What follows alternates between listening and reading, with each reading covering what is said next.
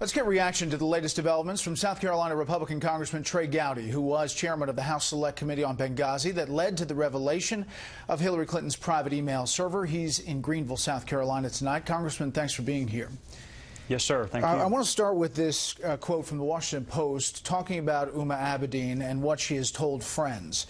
It says, quote, top Hillary Clinton aide Huma Abedin has told people she is unsure how her emails could have ended up on a device she viewed as her husband's computer, the seizure of which has reignited the Clinton email investigation, according to a person familiar with the investigation and civil litigation over the matter. We're talking, according to the Wall Street Journal and others, some 650,000 emails. Congressman.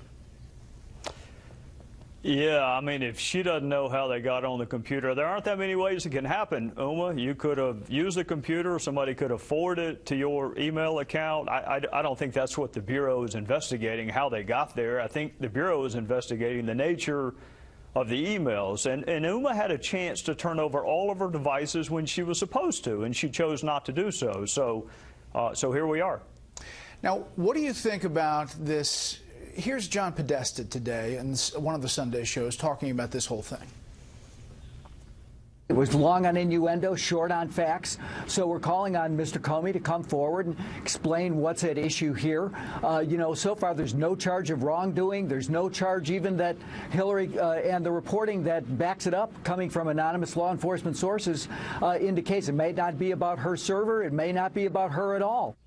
Congressman?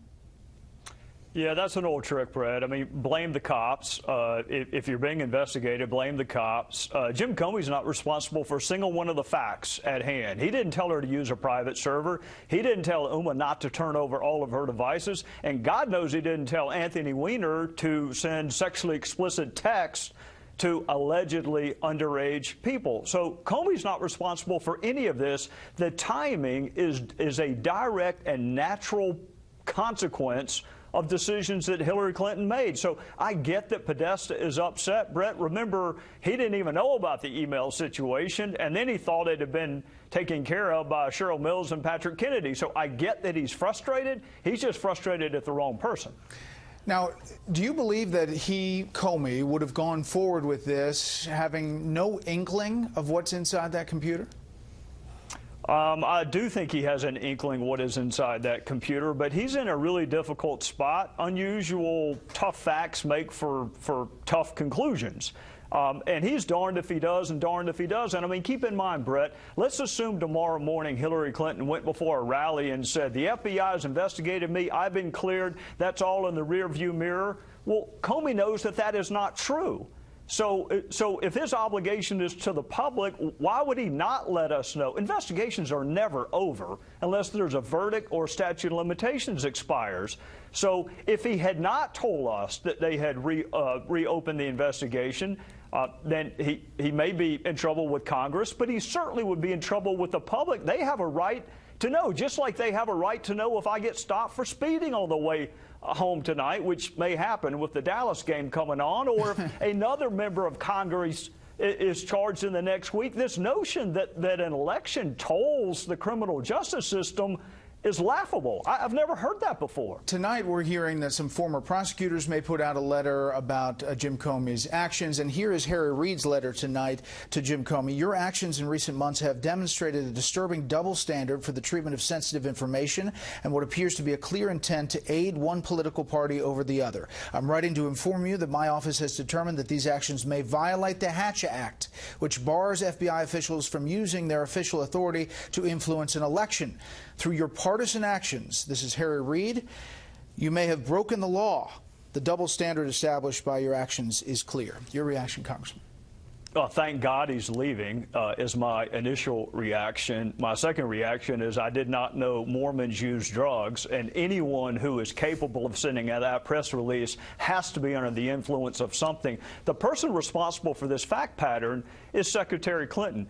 Jim Comey did not tell her to use a private server. He did not say mislead the public about whether or not you turned over all your work emails. He certainly didn't say, hey, Secretary Clinton, why don't you say you neither sent nor received classified information? So, look, Senator Reid is a political hack. Jim Comey is a law enforcement officer. He's not a Republican or a Democrat. I've had my differences with him in the past, but he's not a political hack like Senator Reid is. What do you think happens here? I think that the FBI is going to run this out just like they would, I hope, if it were Hillary Smith or Hillary Jones, and they're not going to be on a compressed time schedule, Brett. I mean, I get that there's an election coming up in a week, but there's a republic that I would like to see last a little longer than that, and we have to have confidence in the FBI and the Department of Justice. Keep in mind, Brett, it was not Jim Comey who met on the tarmac with the spouse of the target of the investigation, and it was President Obama who prejudged the outcome of this investigation while the investigation was ongoing. So if Harry Reid wants to write a letter to somebody, tell him to write Loretta Lynch and President Obama. Is there anything preventing Hillary Clinton from reaching out to Huma Abedin and saying, you know what, just put out all these emails? Oh, no, nothing in the world, nothing to have prevented her last week from returning them to the State Department. She is welcome tomorrow morning to have a press conference with Huma Abedin, and they can invite Anthony Weiner, too, if they want to, and say, this is what is in all of those emails that are on our computer that we failed to turn over to the State Department and the FBI when we were supposed to. Nothing stopping her from doing that. Congressman Gowdy, as always, thank you. Yes, sir, Brett, thank you. Enjoy the game. Let's find out what the candidates are saying. We have Fox team coverage tonight. Jennifer Griffin's in South Florida with the Clinton campaign, and chief political correspondent Carl Cameron reports live from Greeley, Colorado, where a Trump rally was held just a short time ago. Good evening, Carl. Hi, Brett. Down to double digits, just 9 days till the election. Donald Trump seems to be hitting his stride, and this race is tightening. Donald Trump is charging hard on the trail and rising in the polls. This could be the mother lode. They have 650,000 that they found. It was just reported. I would think they have some real bad ones, but we're going to find out. No doubt in the next 9 days, Hillary and her special interests will say and do something to detract. Several new polls indicate toss-ups in the battleground states. A New York Times Siena poll in Florida shows Trump ahead 46-42. Clinton leads Pennsylvania 48-40. In North Carolina, it's a virtual tie with Clinton at 48 and Trump at 45. Likewise in Colorado, Clinton 42, Trump 39. In Arizona, it's Trump ahead 44-42. All these in the latest CBS News tracking poll, which says 71% say FBI Director Jim Comey's statement does not change their mind about who to vote for. The Washington Post ABC News national tracking poll shows Hillary Clinton barely edging Trump 46-45. The FBI's investigation of top Clinton aide Huma Abedin's shared laptop with her estranged husband for allegedly sexting with a minor is becoming a Halloween nightmare for the Clinton campaign, and Team Trump smells blood. Hillary set up an illegal server for the obvious purpose of shielding her criminal conduct from public disclosure and exposure. She set up this illegal server knowing full well that her actions put our national security at risk. I have a feeling they've just found a lot of them, don't you think? We never thought we were going to say thank you to Anthony Weiner. Running mate Mike Pence did the Sunday talk shows. We commend the director of the FBI and the FBI for following through on their work before the Congress, that if there was new pertinent information sufficient to reopen this investigation, that they would inform Congress of that fact and they would move forward. Latinos for Trump, I love that. Give me that sign. From Mexico. You have to come into this country legally. We are going to do so well with the Latinos. Obviously, 9 days is single digits. Trump's been keeping an absolutely exhausting schedule. He's not done for the night. From here, he goes to Albuquerque, New Mexico for another rally, 8 o'clock local time, 10 o'clock Eastern. It's going to be like this right to the end, Brett. You would have heard from Trump about that double-digit thing if you didn't come back to that. Carl, thank you. I'm sure I will. While her aides attacked the FBI decision to link newly discovered emails with her own email scandal, Hillary Clinton refused to talk directly about the issue today in public. But it was there, if you read between the lines. Fox News correspondent Jennifer Griffin is in Miami tonight. Good evening, Jennifer. Good evening, Brett. Well, with 9 days to go, the Clinton campaign put out a video response from her campaign manager calling the FBI investigation overblown and calling on voters to push back by going to the polls. Hillary Clinton avoided talking about the FBI director at campaign stops in Florida and tried to look forward.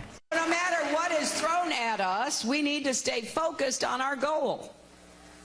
We need to understand that the best way to repudiate a negative, hateful, bigoted vision is by voting.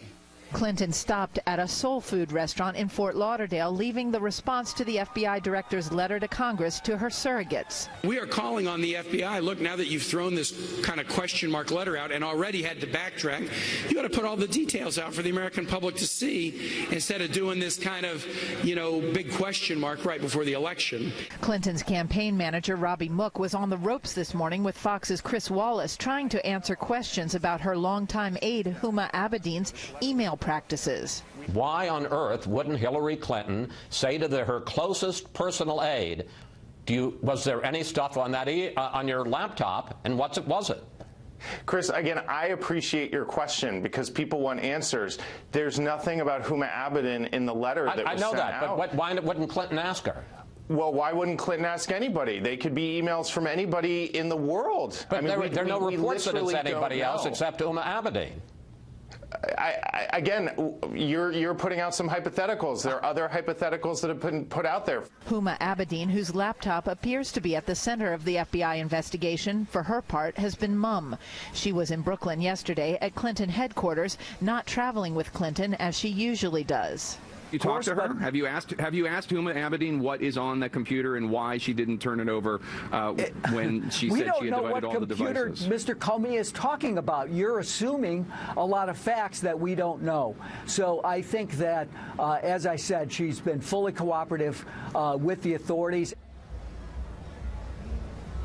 And now another embarrassing email from WikiLeaks seems to suggest campaign manager Robbie Mook was lying recently when he told CNN that the campaign had no relationship with Bob Kramer, one of the Democratic operatives who appeared in that Project Veritas video talking about sending provocateurs to Trump rallies. But a new email released by WikiLeaks shows that his partner, Bob Kramer's partner, Michael Lux, talking to a Clinton insider, saying that Kramer is, quote, close to Robbie Mook, unquote. Brett?